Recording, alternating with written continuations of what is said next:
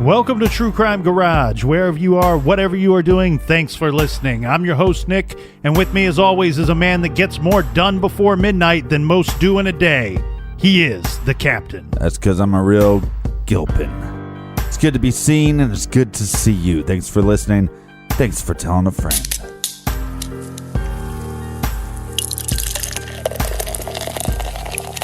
Tonight we are drinking Blue Mountain Brewery's classic lager by the good people at Blue Mountain Brewery in beautiful Virginia. Garage grade 4 out of 5 bottle caps.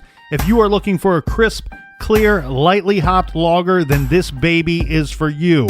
And this fantastic beer was brought to us by, first up we have Jesse and Nick in Norwell, Massachusetts. Sending yourself a beer, I see.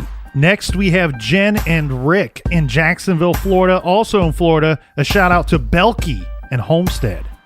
Balky? Belky.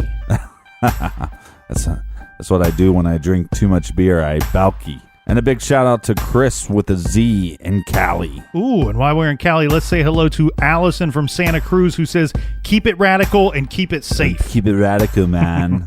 And a big we like your jib to Mary in Littleton, Colorado. And you know what? We're under a lot of pressure to release a jib. I like your jib shirt. I like the cut of your jib. So if anybody out there fancies themselves, him or herself, an artist, and you know how to draw a jib, send them our way so we can get the jib monkey off our back already. Yeah, you can send that to Nick at truecrimegarage.com or to the Captain at True Crime Garage. And one more shout out, last but not least, actually, how about just last? Because this is from Aaron in Fort Meade, Maryland, who says, keep up the excellent work, Captain. Nick, not so much. So I think it's a smart bet that somewheres in Fort Meade, Aaron is running around wearing a team captain shirt, to which I say, take it off and burn it. Come to the dark side. Thank you to everybody except for Aaron for filling up the fridge for this week's show. And if you want to buy us around for next week's show, go to truecrimegarage.com and click on the donate button. All right, that's enough of the business. Grab a chair. Grab a beer. Let's talk some true crime.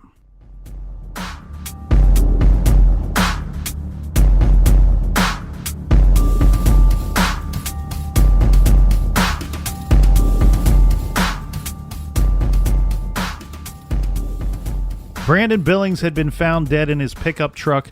He had been shot to death, and he was found around 2:30 p.m.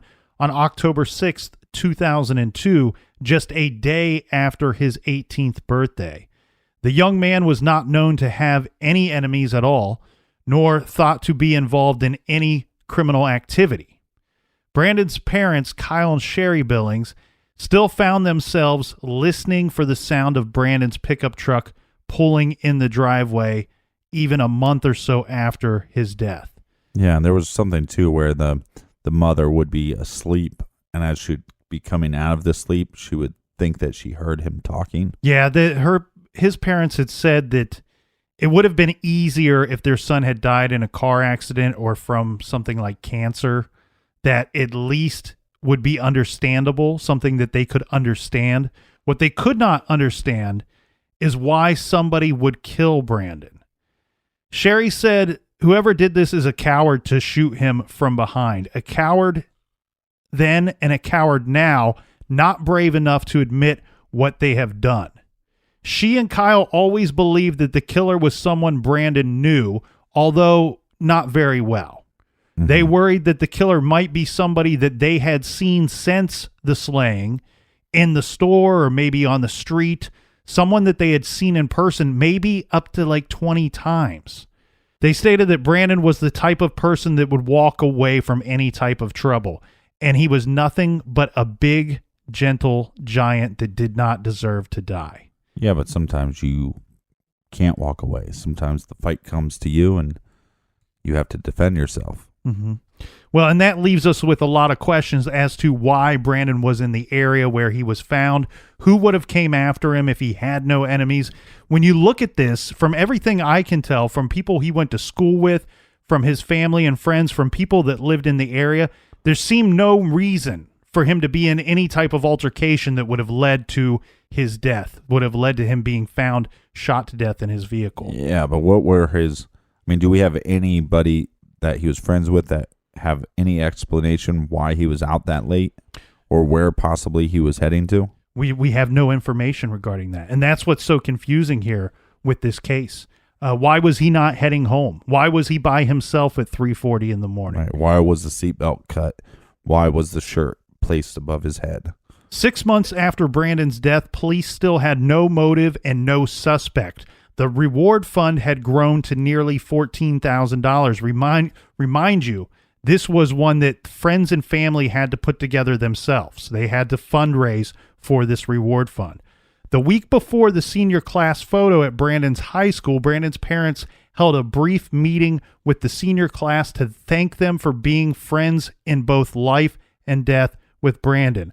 The family gave thank you cards and senior photos of Brandon to each member of the graduating class and all of his football teammates. Mm-hmm. Each card contained a short message inside from the family that said, "A kind word for everyone, a stranger never met, always a friendly handshake, on that you could bet. From the gentle giant Brandon Billings, number 79, thank you for being a friend to Brandon. Love, the Billings family." And Brandon's mother, Sherry, gave a speech at this event, and I'll pass along some of her words. She said that our Brandon should be here among all of you, but due to someone who didn't think his life was worth living, he won't be here with us. Please be careful and know who your dearest friends are, because Brandon's killer could have been someone he knew very well. So we have the start of the investigation and we have the autopsy, but where do we go from here? Well, this point leads us to about the 1-year anniversary of Brandon's death. And at this point in the investigation, Captain, the police said on record that they have about 3 or 4 individuals that they were, quote unquote, looking at. The police were convinced that all it would take to solve this crime is for one person to come forward, one person to say the right thing. Yeah. More than that, more than hard evidence, that would be what would crack the case. When you hear the police say that, they're looking for a tip. And they might have 3 or 4 individuals that they are, quote unquote, looking at. That to me means that they got some people that are on their radar that they've not ruled out, but they also don't have anything. Right. That's what I'm saying. Basically, it's a lot of words saying we have nothing. Please, someone call and give us the information that we need. Thankfully, the family and friends were the ones that were able to get together and put together this reward money to maybe drum up somebody's, like you said, you're a dirtbag if you need money to call in the tip. But some people, sometimes that happens. Mm-hmm. 5 years later, wow, we're gonna have to keep fast forward. We're gonna have to fast forward to move Jump along in the through DeLorean, because there's a lot to cover here.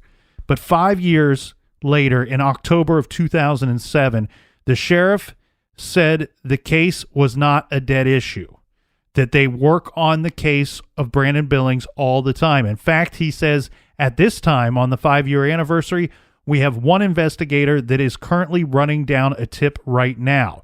Every call that comes through and every tip that has been called in, we run and we work it very hard to the end. Well, the Billings family held an event at a local park there. And Brandon's mom, Sherry, called this her son's birthday in heaven celebration. This, of course, was a very nice to do, but the other thing here is the Billings family is also using this moment to point out some things that have bothered them regarding the investigation into their son's death. Okay. In the years since Brandon's death, his parents hoped that the case would be solved. Where their hope was had now turned to frustration with the sheriff's department and its handling of the investigation. Mm-hmm. At the event, Sherry pointed out that she would endorse the man running against the current sheriff in the upcoming election. Talking to the local newspaper, Sherry was quick to point out her endorsement. And talking to the crowd there, she said, "Something's not right, folks. We have to suffer it every day, maybe because of mistakes that the sheriff's department has made." Responding to this, the sheriff told the local media that his department had investigated the killing to the best of its ability, pointing out that they had 2 investigators, all of the sheriff's office, 3 special agents from the state police, and all agencies in surrounding cities and counties assisting in the case early on. So there was no shortage of people working this case as far as the sheriff's concerned. Right, but then the rumor mills start in this small town because you have no leads. Basically, you have a sheriff's department that you feel is inadequate, or why aren't they solving this? And this is kind of when the small town starts talking about the conspiracy of maybe Brandon stumbled upon something he wasn't supposed to, and maybe this was done by the hands of the law. Well, Sherry Billings felt that the FBI should have been called in to help with the case. In response to this, the sheriff stated that the FBI does not investigate murders. He talked to them, and they did offer any assistance in lab work and things like that. Now, in November of 2007, after the election, there was a new sheriff in town, and along with that, the new position that he inherited, he also inherited the Brandon Billings murder investigation. Well, now there's a new sheriff in town. So what's he going to do with it? Well, you know what? The other thing I want to point out here too, Captain, is... So there's a new sheriff in town. Is, what happens with these parents when their son or daughter is taken from them or killed and the case is not solved, they get interviewed by the newspapers come calling, the local news media comes calling around the anniversary every year and wants to get their reaction to why the case isn't solved. How do you feel about this? Your poor son, your poor daughter. And then we have these poor people, the Billings family, that have to relive this with these phone calls. Mm-hmm. But they also have the added anguish of they have their son's birthday, and then the following day is the anniversary of his death. And that, that's got to hit them extremely hard every fall, every year. Well, yeah, not to mention all the football games before that. You're going to think about your son. I don't know if there's any weight to the conspiracy theory here. Yeah, I couldn't get any information as to how that tied in. I really feel like it's just a rumor situation where we just have a situation where because there was no leads, because the investigation seems to be going nowhere, that you're almost left with that conclusion at some point. Well, one of the things that we talked about was his seatbelt was cut. Mm-hmm. Never seen that ever before in a crime that I know of. Right. Person's seatbelt being cut, like that doesn't make a lot of sense at all. But then we brought up a point that the EMT was there first. Well, let's think about this. And you bring up a good point because like you and I discussed with the seatbelt and the confusing way that the crime scene itself is described to us in media reports, there's a couple things that I'm thinking of here. One, we may have a situation where, like you said, the EMT could have cut that seatbelt from Brandon. You always have a situation. And we know that the officer said that when he arrived, the first responding officer said that when he got there, the EMT was already there. Right. We also see where later possible evidence is trampled over with the footprint near the vehicle. Right, which is suspicious. Yeah, so makes you wonder, hey, did EMT cut that seatbelt and it actually has nothing to do with the crime itself? It just wasn't reported back to the police officers? Right. Shoddy work, though. The other thing that I want to think about, too, is if you don't have any leads and you can't find the murder weapon, you have to hold a lot of that stuff at the crime scene secret to yourself. You have to hold that to yourself because there might be things about specific details about that crime scene that maybe only the killer would know. And some of those things already came out in the media. Yeah. We know that the wallet was missing. We know that the ID was thrown in the water. Those things are already out. So that's why I think we have this other information that's kind of reported loosey-goosey in a way that they might be holding some of that information back, because I think what probably happened is that the EMT arriving first on the scene may have thought that they were arriving at a car accident, some kind of car fatality. And they get there and they learn very quickly that that is not the case. We also have the strange mention of his shirt, of Brandon's shirt being pulled up over his head. Yeah. That also seems strange because we have two witnesses that arrived, one who found the body and another officer who's one of the first people on the scene saying that I saw what looked to be bullet wounds behind the ear. Right, but you could have the shirt over just his face. Mm-hmm. And then I'd wonder, as far as Ricky Stewart goes, like, did he happen to pull the shirt over his face for whatever reason? Like, because that he passed on? I don't know. Like, it just seems a little sketchy to me. Well, here's the thing. The rumor mill was going so rampant that in 2008, it made the papers to the point where they had to interview the Commonwealth attorney, the Grayson Commonwealth attorney, because there was rumors going around that they had finally had a person of interest in the case. It had been named a person of interest in the cold case. All right. But so 6 years later, they addressed the rumors, stating that the investigation into Brandon Billings' murder is continuing, although no persons of interest have been identified. Both the Commonwealth Attorney's Office and the Sheriff's Office continue to extend their support to the Billings family. Now, I'm going to jump ahead 2 more years here, Captain. This takes us to 2010, where so far there's been no suspects or persons of interest named in the Brandon Billings case. No one has been arrested, obviously. Well, there seems to be almost no movement on this thing at all for many years. Well, we finally... Are you ready here? Are you ready for a break in the case, Captain? Yeah. Because I can understand what Brandon's parents are going through. I can understand their frustration with the investigation. Well, hold on to your buns because we are going to get a big break finally in this case. Okay, so in 2010, mm-hmm.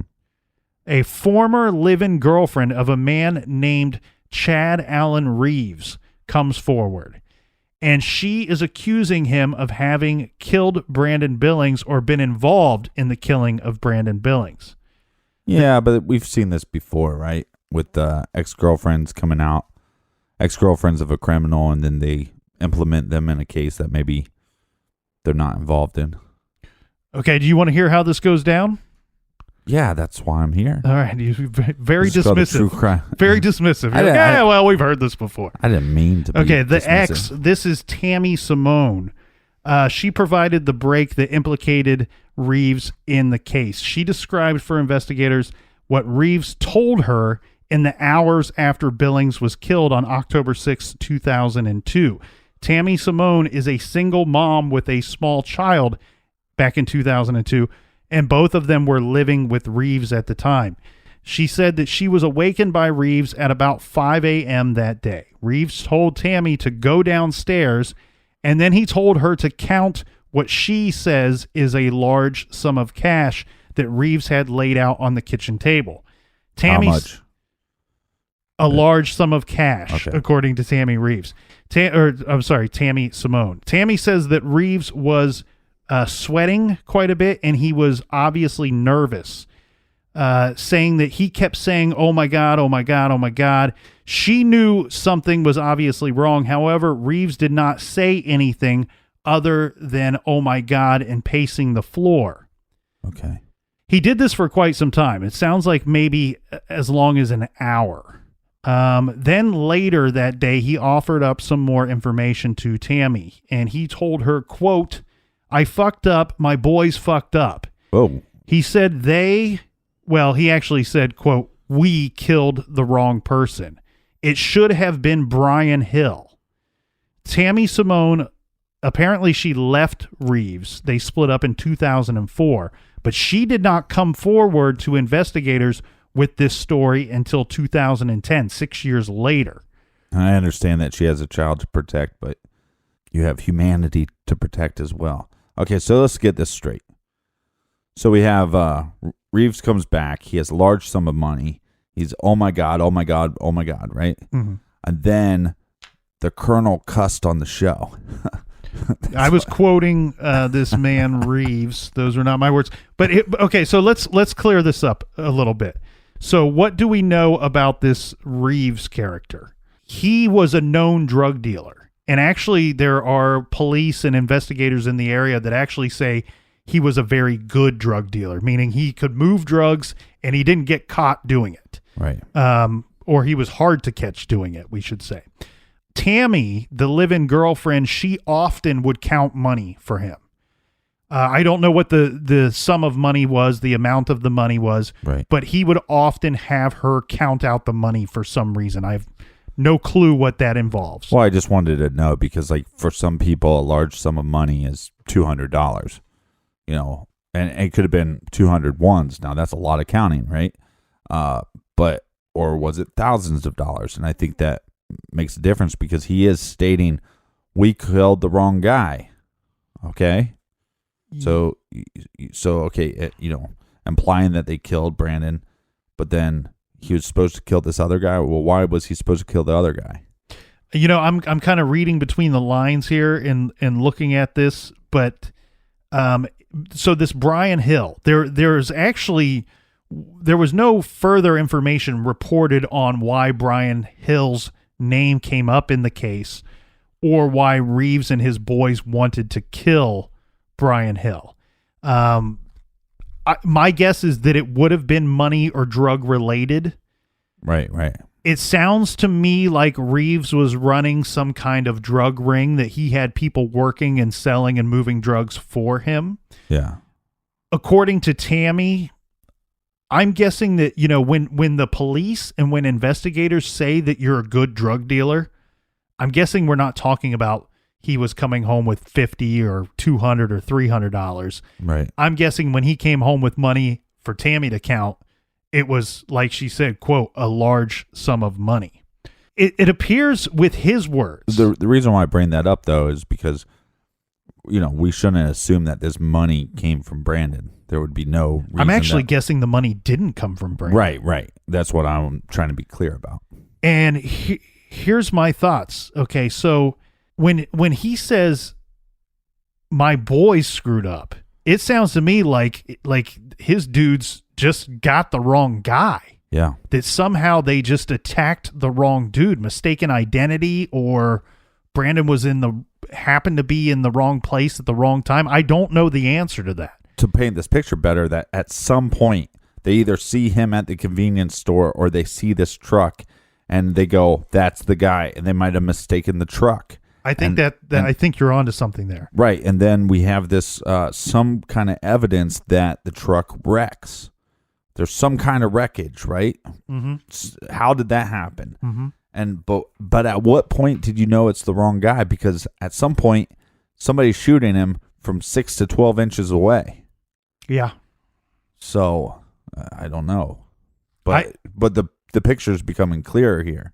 Well, and it actually makes a little bit of sense too, because when we were looking into this in the beginning, I kept wondering, why the hell is this case so hard to solve? We should be able to come up with some kind, at least have a suspect. You know, one of the questions that people ask all the time is, you know, if you're going to murder somebody, right? I've heard this on other murder podcasts, right? They sit around and talk about how to murder somebody. No, but it's just it's the question that, you know, when you start looking into these cases over and over, how would you go about it where you wouldn't get caught? And one of the things is always, well, you pick somebody you don't know. Well, of course. And there's no connection to. So, you know, Brandon might have known about these guys, but I don't think he knew these guys. Well, that would be a situation where you're just murdering for fun. But let's say, sorry about that. Well, I hope nobody's murdering for fun. Right, but you're asking the hypothetical question, how would you kill someone and get away with it? Well, you pick someone that you don't know.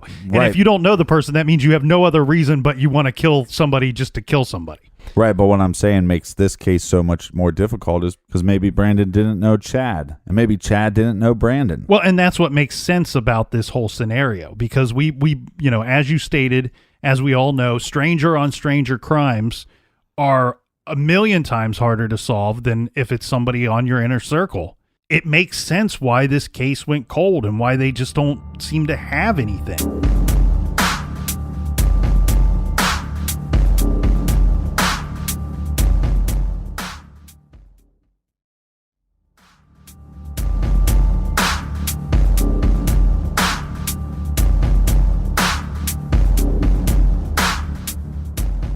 All right, we're back. Cheers, everybody. So, Captain, the Brandon Billings murder is a cold case no more, my friend.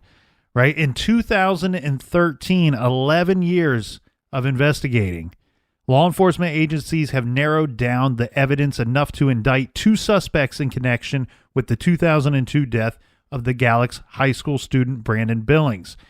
The sheriff says that 2 men were charged with killing Brandon, and they were suspects early on. The men were charged with the murder after other suspects were eliminated and new evidence came forward.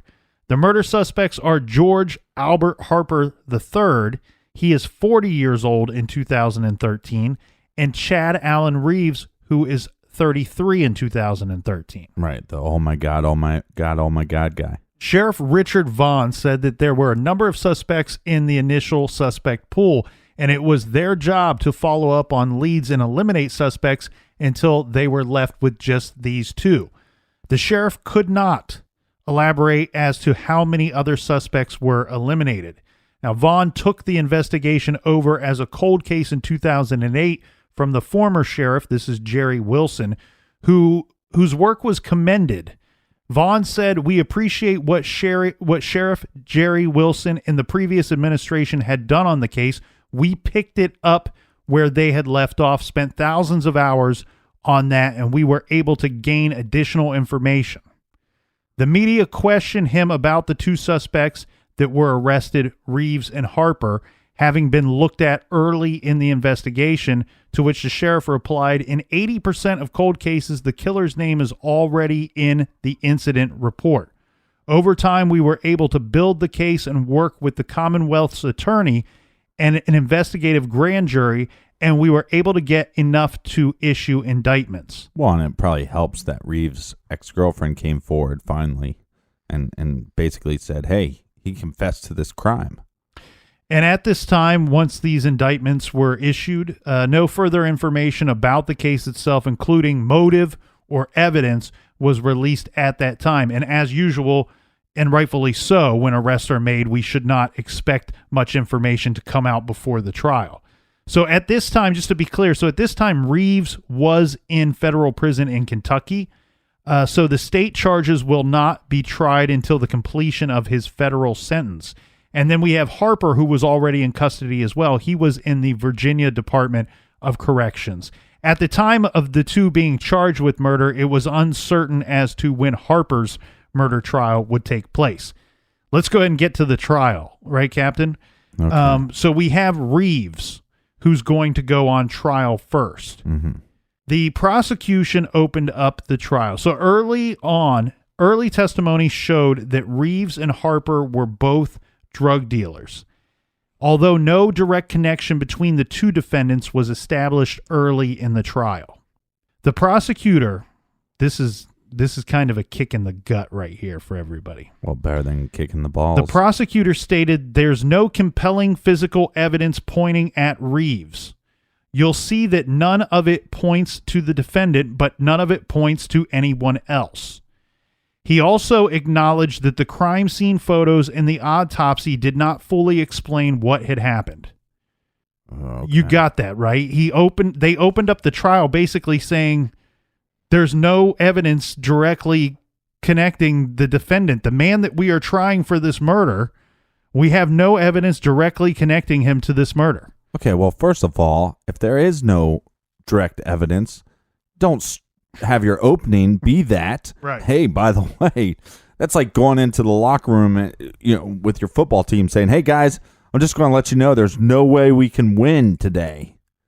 You know what I mean? Like, that's basically what they said. They basically lost the argument right away. Hey, just to let you know, there is no evidence. Yeah, I question that move too. My thought is that they must have been sitting around for hours going, once we get done presenting our case, the jury's going to go, well, there was no evidence directly connecting this guy.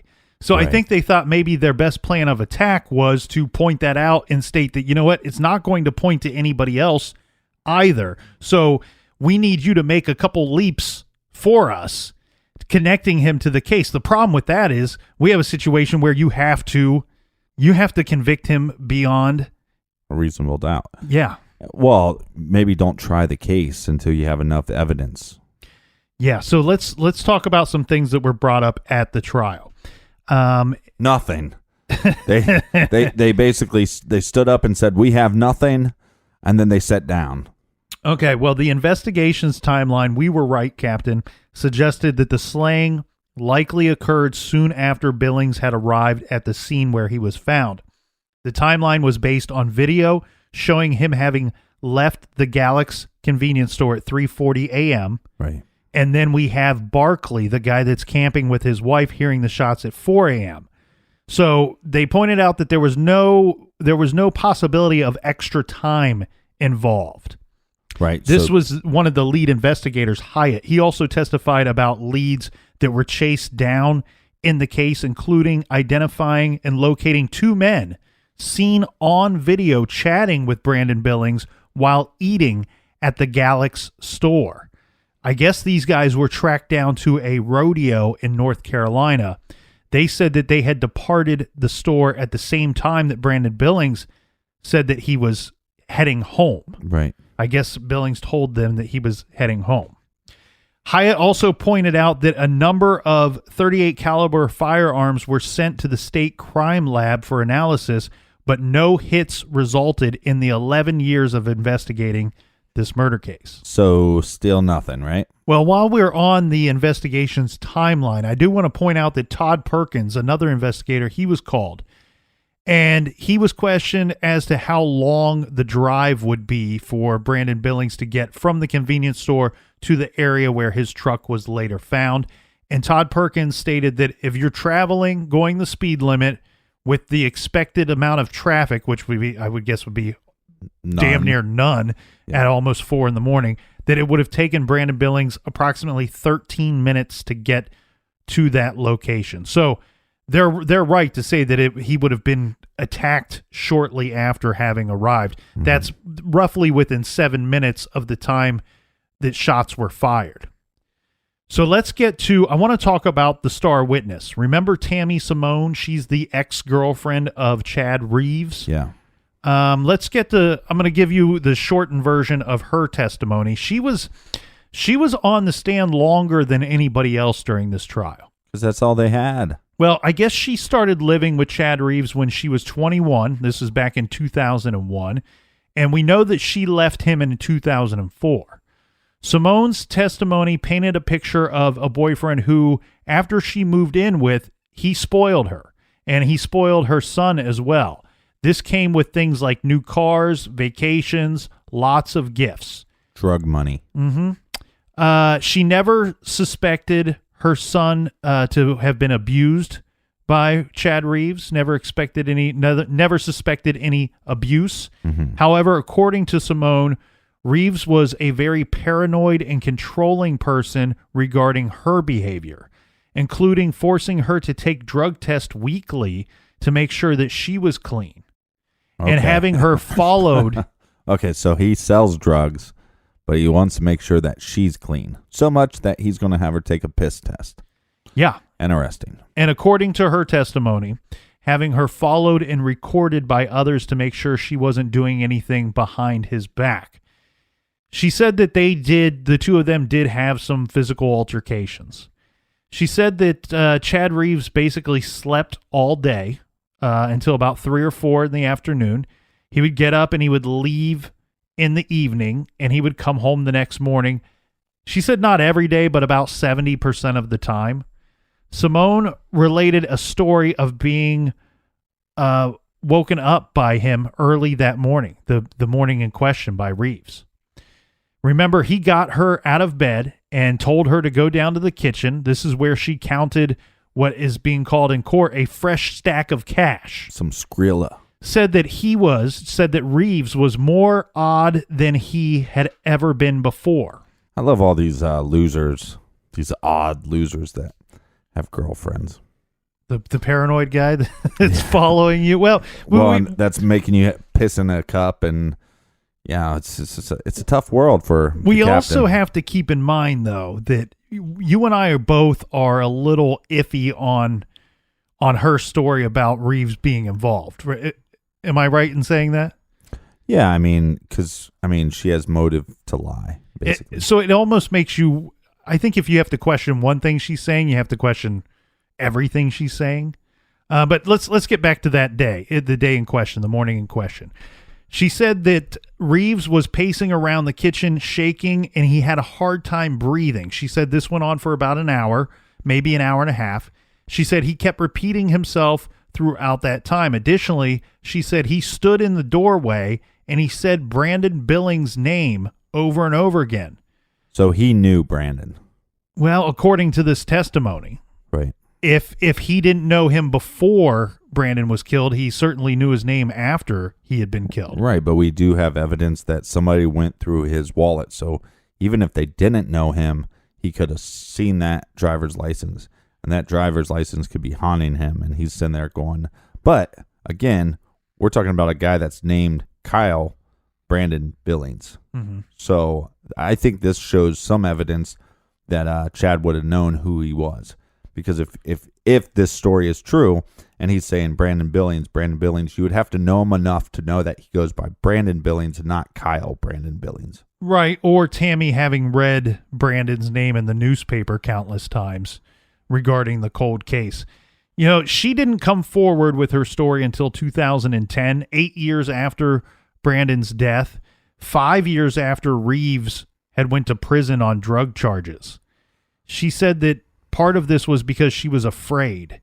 Even though Reeves had never hurt her son, he had told her that if she ever left him, he would roll my mom up in carpet, douse it with kerosene, light her on fire, and make me watch. He said he would make the people I love disappear like Brandon Billings, and even threatened to have her son taken away to Mexico. Well, the fact that she came out later, like I said, I don't applaud that because, you know, if you have information, you need to do the right thing and tell the cops. I understand why you would, because you want to protect your family, you want to protect your son or your kids. But the fact that she came out so far later, to me, that gives her less of a motive to want to stick it to Chad for whatever reason. Yeah, and I guess I don't so much mind that it's that many years later, but when you're talking about the guy's in prison, I mean, he's in prison for years, and I understand that he's probably some kind of leader. It sounds like he's some kind of leader of losers, you know, but still, it's been 5 years that he's in prison. Chad Reeves, leader of losers. Tammy says that she stayed with Reeves for a little bit after that night of him talking about Brandon Billings, only leaving him after she graduated from college. After she left him and tried to cut off contact with Reeves, she said that Reeves shot up her car and at some point sent a man to her house. She said that's the reason why. If he's sending people to your house. This is the stuff that sounds scary. Yeah. And she said that she called Reeves crying hysterically, reminding him that the car that she had was her only means of transportation for both her and her son. She said that she didn't recall what Reeves' reaction was at the time of that phone call, but he eventually called about a week later apologizing, and he offered to have the vehicle fixed if she came back and gotten a relationship with him. Right. At no point in the trial, this is kind of the strange thing here, though, too.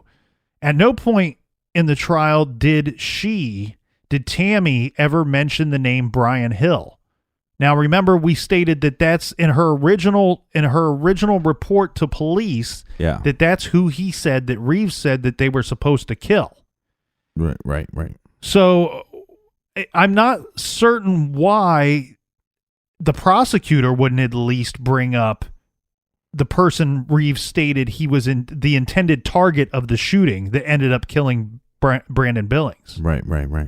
Especially when you have a situation where you're saying the autopsy report and the crime scene photos don't really explain to the jury what happened. You kind of have to Bob Ross it and paint this picture for these people. So let's talk about this. Happy trees. We have what would be the connection to these two suspects and the victim. Well, we have Patricia Davis. She is called to the stand. She is Brandon Billings' aunt. Okay. She's called to the stand by the defense, which just seems strange. Yeah. But she's asked about George Harper. He's the other suspect. He's not on trial here, but he's the other suspect in Billings' death. Patricia Davis recalled an event at August 2002 called the Old Fiddlers Convention in Galax, where she and Brandon were together. She and Brandon saw his girlfriend at the time, Elizabeth Edwards, with this George Harper, stating that Brandon was very upset with this and decided to leave the convention. Now, later in the murder investigation, the sheriff's office came to her and presented her with a book of pictures of different people and asked if she had recognized any of them as being the person that was seen with Brandon's girlfriend at this convention.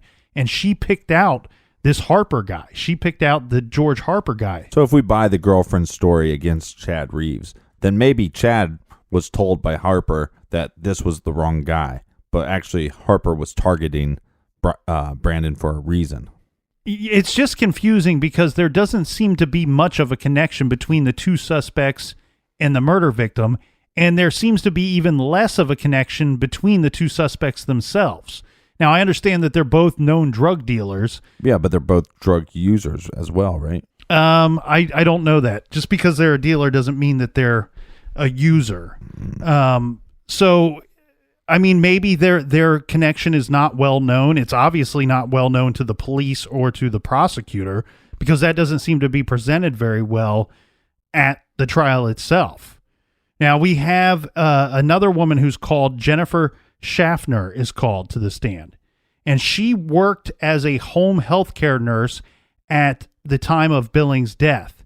One of her patients was George Harper's grandmother, and she testified that through the course of working there that her and George developed a friendship.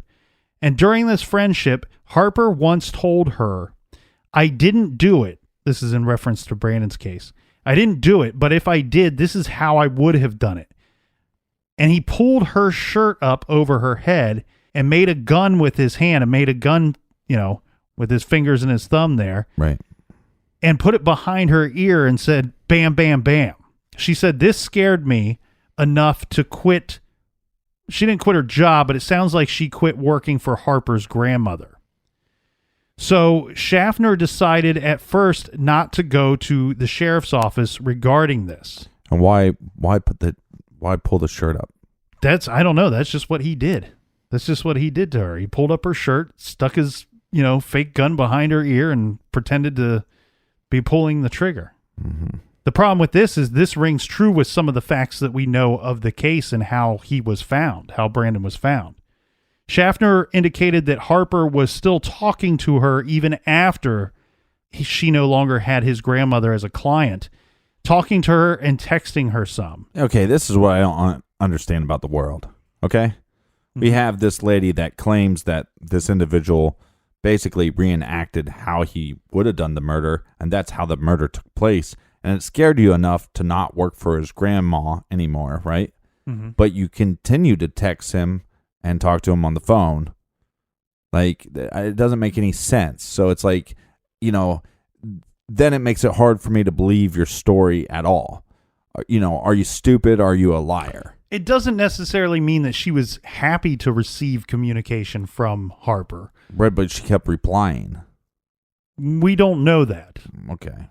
We don't know that because the only other part of her testimony that talks about her having contact with him after that particular incident is a situation where he told her, and I'm not certain if this was in person or if it was via text, but he told her, "I wish people would not talk about me murdering my friend. I didn't do it." She did respond to him, whether it be in person or via text, by saying, "I told him if he didn't want people to talk about it, then he should probably not talk about it anymore himself." Okay. So I'm sorry. I apologize for going off on her. No, you're fine. You're fine. It's not clear, but it sounds to me like there's a possibility that he may have just tried to continue talking to her. Yeah. And he would have had her phone number, I'm guessing, because she was looking after his grandmother at some point. So let's talk about the defense. The defense has some pretty good arguments here. The first one being is that they point out that there are 22 lab reports that are presented at court, and nothing in any of those lab reports points to Chad Reeves having been involved in the murder of Brandon Billings. Right. Stating that basically, except for the fact that we have Tammy Simone saying that he was involved, we got nothing here. We got nothing. Well, right. And the prosecution already said that at the beginning. Yeah. We don't have anything here. Well, they went on to point out that, Simone, after having left Reeves in 2004, that she had gone to the magistrate to take out a warrant on Chad Reeves for malicious wounding, assault, battery, and destruction of private property, pointing out that during no point of this meeting with the magistrate did she ever mention the most well-known unsolved murder in the history of Grayson County. Right. Then he points out that in 2010, when she came forward with the story, she was flirting with a cop in Galax, and then all of a sudden the story comes out. He also pointed out that Brandon Billings was found with his pants unzipped and undone, with blood flowing up, nothing flowing down his chin. He went through several of the details about the crime that were not known, and he actually is getting somewhere with this, and it's take a minute to get there, but pointing out some other things, too, that there were tire tracks beside the rock that was found with Brandon Billings' blood on it. Right. States that this was in a turnaround area. Remember, the investigators stated that it was about 100 feet away from the truck. He's describing this area as an area that people would turn around their vehicle to go the other direction. So this is the first time that they're releasing the information that Brandon Billings' pants were down. Correct. His pants were unzipped and undone. It doesn't sound like they were down. Okay. He also stated that inside the truck, the armrest was tore up, and there was a red baseball cap found somewhere on the ground at the crime scene. I think he's bringing this up to just point out that there's a lot more stuff going on at the crime scene than we were, one, aware of. Right. And two, this might point to somebody possibly having been in the truck with Brandon before he was killed. Yeah. He also stated that that when Brandon's truck hit the creek, at least one wheel was spinning in the mud. So they had some kind of evidence of this, and that did I state that the keys were found in the ignition of the truck? No. Oh, and here's an answer to your question. The truck was in neutral. He also stated that there was blood down the driver's side door, with the door partly open and Billings hanging through the window. Also stating that Billings was shot with a .38 caliber weapon 3 times in the head and once in the neck, and no gun or guns were recovered ever that matched to this crime. Now, we said that the prosecutor, in our opinion, failed to paint a picture for the jury as to what may have taken place, what led to Brandon having been killed that night. Well, in contrast to that, we have the defense, who is going to start to paint a picture of what if for the jury. And this starts with him saying that the way that the truck was planted in the creek, the passenger side door was blocked by a tree, preventing it from being opened. And he asked the jury, was someone inside the truck pushing their way out? The driver's side door had blood on it, pressed against it as if someone was pulling someone out of the cab on the driver's side. He also pointed out that DNA from Brandon Billings' girlfriend was found in his pockets on his pants. Okay. And that the Rock House area is known as a quote-unquote lover's lane. But we have surveillance and eyewitnesses at the convenience store, and nobody ever claims that they saw her. Nobody claims to have seen Brandon with anybody leaving that convenience store. Right. And so he points out the question, is this really my defendant, a case of killing the wrong guy, or is this a lover who is jealous? I don't know. The defense also pointed out that there was DNA found at the crime scene of a second unidentifiable person. So just there's a lot more going on here than, in my opinion, there's more questions here brought up at trial than there are answers presented at trial. Basically, we come full circle to basically say we know nothing. Yeah, well, the jury, they deliberated for 4 hours after the trial was over. The trial only took 3 days. Yeah. And it's probably not a good sign when the trial only takes 3 days. Basically, they called about 10 witnesses and only one, that being Tammy Simone. Well, I mean, you could debate it. But it looks, as far as Reeves goes, he's the guy on trial. Right. We talked a lot about Harper, but Reeves is actually the guy on trial. And other than Tammy, none of these 10 witnesses make any connection between this suspect and Brandon Billings. They deliberated for 4 hours, and Reeves was found not guilty. Now, he will not be released. He will not go free. He will actually return to federal prison because he was serving a 15-year sentence at the time for drug trafficking charges from back in 2005. The weird thing here, though, is we do have Harper that is called to testify in Reeves's trial. Yeah. And he was asked, were you present the night Brandon Billings was murdered? His answer was, I refuse to answer under grounds that I may incriminate myself. He was then asked, do you know who killed Brandon Billings? And again refused to answer the question. Then asked, did you kill Brandon Billings? To which Harper replied, no, sir. After the trial of Chad Reeves, we have Harper, George Albert Harper III. He was charged with perjury because he had to give testimony under oath multiple times, sometimes in front of the grand jury, sometimes in front of the jury at this trial. The problem is, in those situations, he was under oath, I believe, 3 times. He gave a different story. So he perjured himself at least once, more likely twice, because having given 3 stories. So to which he ends up pleading, he pled guilty to the perjury charges. He's back in prison on his old charges plus these perjury charges. He is the murder charges against him for the case of Brandon Billings has ultimately been dropped. The prosecutor is stating, though, we're not throwing him out as a suspect. The problem is, Reeves went free. We need more evidence. Yeah, we can't have another 3-day trial. We can't bring Harper to trial after this, and he ends up walking too. So they're still looking for the evidence that is needed in this case. Do I want answers? Of course. Do I want somebody to be guilty? Of course. Do I want there to be justice for Brandon and for his family? Of course. The problem is, there's nothing that I can look at in this trial, and as far as the evidence goes, that points to me that they got the right person or persons. Right, and it doesn't point that they didn't. It's a matter of finding the truth. Yeah, and as frustrating as it is that there's no one to hold accountable for this tragic death, for this horrible murder, there's just nothing here. I mean, our system would be completely broken if Reeves would have been found guilty on that day.